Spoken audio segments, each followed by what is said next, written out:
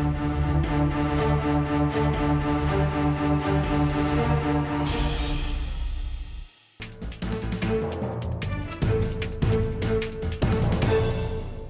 പിയിലെ എസ് പിയിലെ ശൈഥില്യം ആര് മുതലെടുക്കാൻ പോകുന്നു എന്നുള്ളതാണ് സൂപ്പർ പ്രൈം ടൈം ചർച്ച ചെയ്യുന്നത്. ആദ്യം ശ്രീ സി എൽ മനോജ്, ശരിയാണ്, ഒരു കുടുംബത്തർക്കം മാത്രമാണെങ്കിൽ കൂടിയും അതിന് ചില രാഷ്ട്രീയ മാനങ്ങളുണ്ടല്ലോ. നിയമസഭാ തെരഞ്ഞെടുപ്പ് വരാൻ പോകുന്നൊരു സംസ്ഥാനമാണ്. ഒരു തർക്കത്തിൻ്റെ മൂർധന്യത്തിൽ മുഖ്യമന്ത്രിയെ പുറത്താക്കുന്നു പാർട്ടി അധ്യക്ഷൻ. അതിനുശേഷം അഖിലേഷ് യാദവ് അദ്ദേഹത്തിൻ്റെ ശക്തി കൃത്യമായി തെളിയിക്കുന്നു. 100ഓളം MLA-മാരെ വിളിച്ചുകൂടി ശക്തി തെളിയിക്കുന്നു. പാർട്ടിയിലേക്ക് അദ്ദേഹത്തെ തിരിച്ചെടുക്കുന്നു. ഇന്ന് അഖിലേഷ് പാർട്ടി ദേശീയ കൗൺസിൽ വിളിക്കുന്നതും പാർട്ടി അധ്യക്ഷനായി സ്വയം അവരോധിതനാകുന്നതും പക്വതയില്ലാത്ത തീരുമാനമായി പോയോ, തീർത്തും സാഹസികതയായി പോയോ? Shri C L Manoj. ഇല്ല, മുലായം സിംഗിൽ നിന്നും ഇപ്പോൾ സമാജ്വാദി പാർട്ടിയിൽ മുലായം സിംഗ് കുറേ വർഷങ്ങളായിട്ട് അദ്ദേഹത്തിൻ്റെ പാർട്ടിയെ ഒരു ഫാമിലി പ്രൈവറ്റ് ലിമിറ്റഡാക്കി വെച്ച സ്ഥിതിക്ക് അതിൽ പക്വതയുടെയും അപക്വതയുടെയും പ്രശ്നങ്ങളില്ലല്ലോ. ഇത് രാഷ്ട്രീയമായിട്ടുള്ളൊരു ഫൈറ്റ് അല്ലല്ലോ, യാതൊരു ഐഡിയോളജിക്കൽ ഇഷ്യൂസും ഇല്ലല്ലോ. സാധാരണ ജനങ്ങളെ ബാധിക്കുന്ന പ്രശ്നങ്ങളെക്കുറിച്ചുള്ള അഭിപ്രായ വ്യത്യാസത്തിൽ നിന്നുണ്ടായ ഒരു പൊളിറ്റിക്കൽ ഫൈറ്റ് അല്ലല്ലോ. ഇത് ഒരു ഫാമിലിയിൽ അച്ഛനും മകനും ഇളയച്ഛന്മാരും കസിൻസും എല്ലാം തമ്മിലുള്ള രാഷ്ട്രീയത്തിൻ്റെ ഒരു പവർ ഡിസ്ട്രിബ്യൂഷനെ സംബന്ധിച്ചുള്ള തർക്കമാണ്. അത് ഇന്നലെ കഴിഞ്ഞ 3 ദിവസമായിട്ട് വളരെ പരിഹാസ്യമായ രീതിയിൽ പരസ്പരം പുറത്താക്കുക. പക്ഷേ ഇതോടൊപ്പം തന്നെ ഇന്നും മുലായം സിംഗ് സ്വന്തം മകനെ പുറത്താക്കിയിട്ടില്ലല്ലോ.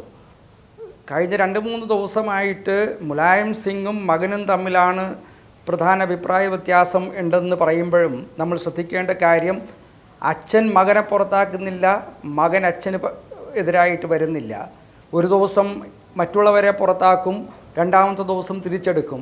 ഇത് ഇങ്ങനെ ഒരു രാഷ്ട്രീയ പാർട്ടിയുടെ ഒരു തകർച്ച യു പിയിലെ ജനങ്ങൾ ഒരു പൊളിറ്റിക്കൽ ഇഷ്യൂ ആയിട്ടല്ലല്ലോ കണക്കാക്കുന്നത്. കഴിഞ്ഞ 5 വർഷം ഭരിച്ച ഒരു രാഷ്ട്രീയ പാർട്ടി തെരഞ്ഞെടുപ്പിൽ തങ്ങളുടെ നേട്ടങ്ങളുണ്ടെങ്കിൽ അത് ജനങ്ങളുടെ മുന്നിൽ വെക്കാൻ സമയത്ത് തമ്മിൽ തല്ലുന്ന വളരെ പരിഹാസ്യമായിട്ടുള്ളൊരു കാര്യമാണ്. സാധാരണഗതിയിൽ ഇത് ജനാധിപത്യ വിരുദ്ധമായ ഒരു രാഷ്ട്രീയ പാർട്ടിയുടെ തകർച്ചയാണ്. ഇങ്ങനെയുള്ള ഒരു രാഷ്ട്രീയ പ്രവർത്തന രീതികൾ ജനാധിപത്യത്തിന് നല്ലതല്ല. അപ്പോൾ സാധാരണഗതിയിൽ ജനങ്ങൾ ഇതെല്ലാം മനസ്സിലാക്കി ഇങ്ങനെ ഒരു ഒരു സ്റ്റാൻഡ് എടുക്കുന്ന രാഷ്ട്രീയ പാർട്ടികൾക്ക് അല്ലെങ്കിൽ പ്രൈവറ്റ് ലിമിറ്റഡ് കമ്പനികൾക്കെതിരായിട്ട് ഒരു ജനവിധി ഉണ്ടാവാനാണ് സാധ്യത. അതിന് എത്രയോ ന്യായീകരണങ്ങളെല്ലാം പറഞ്ഞാലും ജനങ്ങൾ ഇതിലൊരു കക്ഷിയല്ല. ഈ കഴിഞ്ഞ 3 ദിവസമായിട്ട് നടക്കുന്ന സമാജ്വാദി പാർട്ടിയുടെ പ്രശ്നങ്ങളിൽ ജനങ്ങൾ കക്ഷിയല്ലല്ലോ. ജനാധിപത്യത്തിലെ രാഷ്ട്രീയ പാർട്ടികളിലെ അഭിപ്രായ കാര്യങ്ങൾക്ക് ജനങ്ങൾക്ക് ഒരു കക്ഷിയല്ല എന്ന് വരുമ്പോൾ ആ പാർട്ടിയുടെയും ആ പാർട്ടിയുടെ നേതൃത്വത്തിൻ്റെയും തകർച്ചയാണ് കാണിക്കുന്നത്. ശ്രീ ജോർജ് കുര്യൻ, ശരിയാണ്, സമാജ്വാദി പാർട്ടി രാഷ്ട്രീയ പാർട്ടി എന്നതിലുപരി ഒരു കുടുംബ വ്യവസായ സംരംഭം എന്ന് വിശേഷിപ്പിക്കുന്നതാകും കൂടുതൽ ഗുണകരം. അതുകൊണ്ട് തന്നെ വലിയ രാഷ്ട്രീയ പ്രത്യയശാസ്ത്രമാനങ്ങളോ സി എൽ മനോജ് പറയുന്ന പോലെ എന്തായാലും ഇതിനില്ല.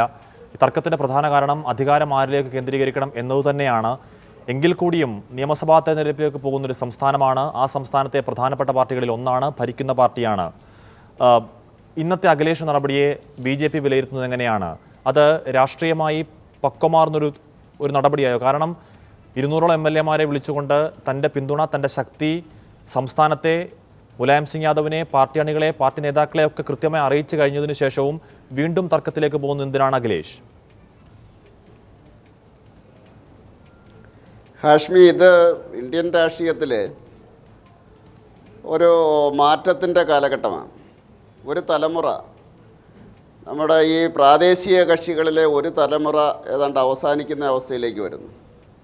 കഴിഞ്ഞ തിരഞ്ഞെടുപ്പുകളൊക്കെ നോക്കുകയാണെങ്കിൽ, കഴിഞ്ഞ ഒരു പതിറ്റാണ്ട് കാലഘട്ടത്തിലെ തിരഞ്ഞെടുപ്പുകൾ നോക്കുകയാണെങ്കിൽ ഈ പ്രാദേശിക കക്ഷികൾ ഇന്ത്യൻ രാഷ്ട്രീയത്തിൽ ഏതാണ്ട് 50% വോട്ട് നേടുന്ന ഒരു സാഹചര്യമുണ്ടായിരുന്നു. അപ്പോൾ അതിനുള്ള അപചയം, അതിന് 2 കാരണങ്ങളാണ്. ഒന്ന്, ഒരു കാലഘട്ടം, ഒരു തലമുറ അവസാനിക്കുന്നു. അതിപ്പോൾ തമിഴ്നാട്ടിലും അതൊക്കെ തന്നെ കാണുന്നത് അതാണ്. യു പിയിൽ മുലായം സിംഗ് യാദവിൻ്റെ ആ കാലഘട്ടം കഴിയുന്നതായിട്ടാണ് നമുക്ക് കാണാൻ സാധിക്കുന്നത്. അപ്പോൾ അതിൻ്റെ അർത്ഥം ഏതാണ്ട് ഈ പ്രാദേശിക കക്ഷികൾ തകരുകയാണ്. ദേശീയ തലത്തിൽ രാഷ്ട്രീയത്തിലൊരു ശക്തമായിട്ടുള്ള നേതൃത്വം വരുന്ന അവസരത്തിൽ സ്വാഭാവികമായിട്ടും അത് ശക്തിപ്പെടും. അതിൻ്റെ കൂടി ഫലമായിട്ടാണ് യു പിയിൽ ഇത് സംഭവിക്കുന്നത്. അജ്ഞാതമായ കാരണങ്ങളാൽ. അതാണ് വളരെ വിചിത്രമായിട്ടുള്ള കാര്യം. ഒരു രാഷ്ട്രീയ നിരീക്ഷകനും ഇതെന്തുകൊണ്ട് സംഭവിക്കുന്നു എന്ന് പറയാൻ സാധിക്കുന്നില്ല. അപ്പോൾ അച്ഛനും മകനും തമ്മിൽ അധികാര വടംവലി, അത് ഇന്നലെ പുറത്താക്കുന്നു, ഇന്ന് തിരിച്ചെടുക്കുന്നു, നാളെ പുറത്താക്കുന്നു, ആ അവസ്ഥയിലേക്ക് മാറുന്നു. ഏതായാലും UPA എടുത്തോളും ഭാരതീയ ജനതാ പാർട്ടി ഏതാണ്ട് വളരെ ശക്തമായിട്ടുള്ള നിലയിലാണ്. UPയിലെ ദേശീയ രാഷ്ട്രീയ പ്രസ്ഥാനങ്ങൾക്ക് വേരുറയ്ക്കാനുള്ള സമയം, വീണ്ടും വേരുറയ്ക്കാനുള്ള സമയമായിരിക്കുന്നു എന്നുള്ളതാണ് ഇത് വിരൽ ചൂണ്ടുന്നത്. ദേശീയ തലത്തിലുള്ള പ്രാദേശിക കക്ഷികളുടെ അപചയം പോലെ തന്നെ ഒരു ദേശീയ മുഖ്യധാരയിലേക്ക് ഇങ്ങനെയുള്ള പ്രദേശങ്ങൾ കടന്നു വരുന്നു എന്നാണ് ഇതിൽ നിന്ന് മനസ്സിലാക്കാൻ സാധിക്കുന്നത്. അതിൻ്റേതായിട്ടുള്ളൊരു നിമിത്തമായിട്ട് ഇതിനെ കണ്ടാൽ മതി. ശ്രീ മാത്യു കുഴൽനാടൻ, UP പിടിക്കുക എന്നുള്ളത് BJPക്ക് വളരെ പ്രധാനപ്പെട്ട കാര്യമാണ്. പ്രത്യേകിച്ച് ഈ നോട്ട് നിരോധനം അടക്കമുള്ള വിഷയങ്ങളിൽ അതിന് ജനങ്ങളുടെ പിന്തുണയുണ്ട്. പ്രധാനമന്ത്രി അപ്പോഴും ജനങ്ങൾ വിശ്വാസമെടുക്കുന്നുണ്ടെന്ന് തെളിയിക്കാൻ UP പിടിക്കുക എന്നുള്ളത് BJPക്ക് അത്രമേൽ മുഖ്യമാണ്. റീത്ത ബഹുഗുണ ജോഷിയെ പോലുള്ള നിങ്ങളുടെ മുതിർന്ന നേതാക്കൾ ഇപ്പോൾ BJPയിലുണ്ട്. സമാജ്വാദി പാർട്ടിയിലുണ്ടാകുന്ന ഈ ശൈഥില്യം സമാജ്വാദി പാർട്ടിയുടെ ഏറ്റവും വലിയ ശക്തികളിൽ ഒന്നായി ന്യൂനപക്ഷ വോട്ടുകൾ വികേന്ദ്രീകരിക്കാൻ ഇടയാക്കുമെന്നും അത് BJPക്ക് ഗുണം ചെയ്യുമെന്ന നല്ല ആത്മവിശ്വാസം BJPക്കുണ്ട്. ശ്രീ മാത്യു കുഴൽനാടൻ. അല്ല, ഇപ്പോൾ SP പാർട്ടിയിൽ ഉണ്ടായിട്ടുള്ള സംഭവവികാസങ്ങൾ അത് കുറച്ച് ദിവസം കൂടി നമ്മൾ കാത്തിരുന്ന് കാണേണ്ടതാണ്. കാരണം UPയിലെ അല്ലെങ്കിൽ ഈ പാർട്ടികളുടെയും നേതാക്കന്മാരുടെയും ഒക്കെ ഇത് മുൻകാല പ്രവർത്തികൾ നമ്മൾ പരിശോധിച്ചാൽ എപ്പോൾ വേണമെങ്കിലും ഇത് വീണ്ടും തിരിച്ച് പഴയ പൂർവ്വസ്ഥിതിയിലാവുകയും ഒരുപക്ഷെ എല്ലാവരും കൂടെ ഒന്നിച്ച് പോവുകയും ഒരുപക്ഷെ അല്ലെങ്കിൽ രണ്ടായി പിരിഞ്ഞു പോവുകയൊക്കെ ചെയ്യും. അതുകൊണ്ട് വെയിറ്റ് ആൻഡ് സീ എന്നുള്ളതാണ് എപ്പോഴും ഒരു യുക്തമായ അപ്രോച്ച് എന്ന് എനിക്ക് തോന്നുന്നു. പക്ഷേ അത് എന്നിരുന്നാൽ തന്നെയും ഒരു കാര്യം പറയാതെ വയ്യ, ഇപ്പോൾ ഉണ്ടായിരിക്കുന്ന ഈ ഒരു ഡെവലപ്മെൻറ്റ് അത് വളരെ നിർഭാഗ്യകരമാണ് എന്ന് പറയാതിരിക്കാൻ കഴിയില്ല. കാരണം എനിക്ക് മനസ്സിലാക്കാൻ കഴിഞ്ഞിട്ടുള്ളിടത്തോളം സമാജ്വാദി പാർട്ടിയിൽ നിന്നും മുഖ്യമന്ത്രി ആയതിനു ശേഷം അഖിലേഷ് യാദവ് UPയിൽ നല്ല ഒരു ജനപിന്തുണ ഉണ്ടാക്കിയെടുക്കാൻ അദ്ദേഹത്തിന് കഴിഞ്ഞിട്ടുണ്ട്. കഴിഞ്ഞ കാലങ്ങളിൽ SP അല്ലെങ്കിൽ മുലായം സിംഗ് റെപ്രസെൻ്റ് ചെയ്തിരുന്ന ഒരു ഇൻട്രസ്റ്റുകൾ അല്ലെങ്കിൽ ആ താല്പര്യങ്ങളുടെ വക്താവാണ് അഖിലേഷ് യാദവും എന്ന് പറയുന്ന ഒരു നിലവിലില്ല. കാരണം അദ്ദേഹം കുറച്ചുകൂടി ഒരു യുവത്വത്തിൻ്റെ ഒരു പുതിയ തലമുറയുടെ പേസ് അല്ലെങ്കിൽ പൾസ് മനസ്സിലാക്കി മൂവ് ചെയ്യാൻ ശ്രമിക്കുന്ന ഒരു മുഖ്യമന്ത്രിയാണ്. യുവാക്കളുടെയും അല്ലെങ്കിൽ ഒരു വലിയ പൊതുസമൂഹത്തിൻ്റെയും പിന്തുണ ആർജിക്കാൻ അദ്ദേഹത്തിന് കഴിഞ്ഞിട്ടുണ്ട്. പാർട്ടിയിൽ തന്നെ അദ്ദേഹം വളരെ ശക്തനായത് അതുകൊണ്ടാണ്. കാരണം ഒരു കരുത്തനായ മുഖ്യമന്ത്രി എന്ന നിലയിലാണ് മുലായം സിംഗ് യാദവിനെ പോലെ പരിണതപ്രജ്ഞനായ അച്ഛനെ പോലും കവച്ചു വയ്ക്കുമാറ് പാർട്ടിക്കകത്ത് ശക്തി സംഭരിക്കാൻ അദ്ദേഹത്തിന് കഴിഞ്ഞത്. അദ്ദേഹം നല്ല നിലയിൽ ഒരു മുഖ്യമന്ത്രി എന്ന നിലയിൽ അല്ലെങ്കിൽ ഒരു ഇൻകംപൻറ്റ് ചീഫ് മിനിസ്റ്റർ എന്ന നിലയിൽ ഒരു നല്ല ഫൈറ്റ് ഈ തവണ നടത്താൻ കഴിയുമെന്ന ശുഭപ്രതീക്ഷയിൽ ഇരിക്കുമ്പോഴാണ് നിർഭാഗ്യകരമായ ഈ ഡെവലപ്മെൻറ്റ്സ് ഉണ്ടായിട്ടുള്ളത്.